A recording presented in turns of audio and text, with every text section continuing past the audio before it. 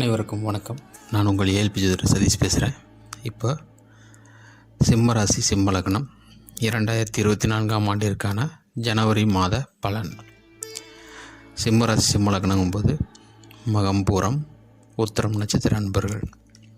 So இப்போ சிம்ம லக்னக்காரர்களுக்கு ஜனவரி மாத பலன்னு பார்க்கும் பொழுது அவங்களுக்கு இந்த மாதம் மனதுக்கு பிடித்த விஷயங்கள் மீது தான் அவங்களுடைய நாட்டம்ங்கிறது ரொம்ப அதிகமாக இருக்கும். ஆனால் அதுதான் மேட்ரு. ஏன்னா இந்த மாதம் பூரா அவங்க மனசு நிறையா விஷயத்தை விரும்பிக்கிட்டே இருக்கும். ஆனால் அதுக்காக அவங்க நிறையா இந்த மாதம் பூரா செலவுகளை பண்ணிக்கிட்டே இருப்பாங்க.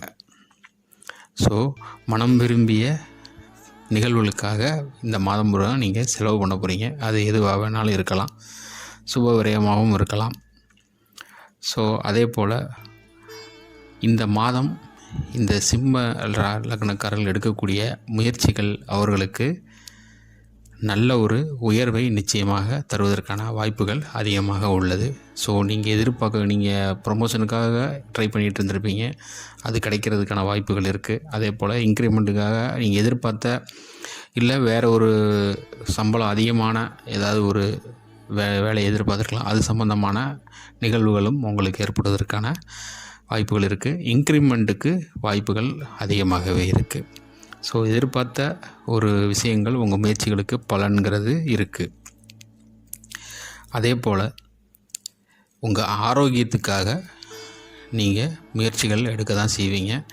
அதே போல் அழுத்தங்கிறது வேலையில் நீங்கள் எடுக்கக்கூடிய அழுத்தத்தால் உங்களுக்கு உடல் ஆரோக்கியத்தில் கொஞ்சம் கவனம்ங்கிறது தேவை. ஏன்னா வேலைக்காக நீங்கள் நிறைய மெனக்கெடுவீங்க, அது உங்களுக்கு கொஞ்சம் உடல் அழுத்தத்தை ஏற்படுத்தும். ஸோ ஆரோக்கியத்தில் கொஞ்சம் கவனத்தையும் வச்சுக்கோங்க. அதே போல்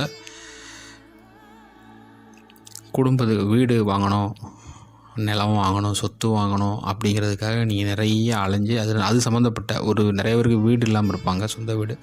ஸோ அது ரொம்ப வருஷமாக பிளான் பண்ணி வாங்க முடியாமல் அதே ஒரு ப்ரெஷராக இருக்கும். ஸோ அந்த மாதிரி ஒரு உணர்வும் ஏற்படுறதுக்கான வாய்ப்புகள் இந்த மாதத்தில் இருக்குது.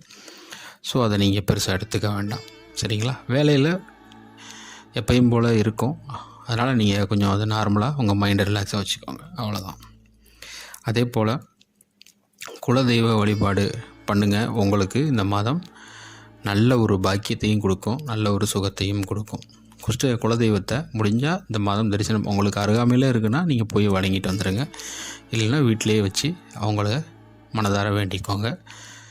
ஸோ இஷ்ட தெய்வ வழிபாடு குலதெய்வ வழிபாடு உங்களுக்கு நல்ல ஒரு அமைப்பில் இருக்குது. ஸோ அதை பயன்படுத்தி இந்த மாதம் நன்றாக இருங்கள். மீண்டும் அடுத்து கன்னிராசி கன்னிலக நண்பர்களுக்கான ஜனவரி மாத பலனில் சந்திப்போம். உங்களுடைய தனிப்பட்ட ஜாதகத்துக்கு ஏதாவது தெரிஞ்சுக்கணும்னு ஆசைப்பட்டீங்கன்னா இதில் இருக்கக்கூடிய தொலைபேசி எண்ணை தொடர்பு கொண்டு தெரிந்து கொள்ளுங்கள். அனைவரும் வாழ்க வளமுடன். நன்றி, வணக்கம்.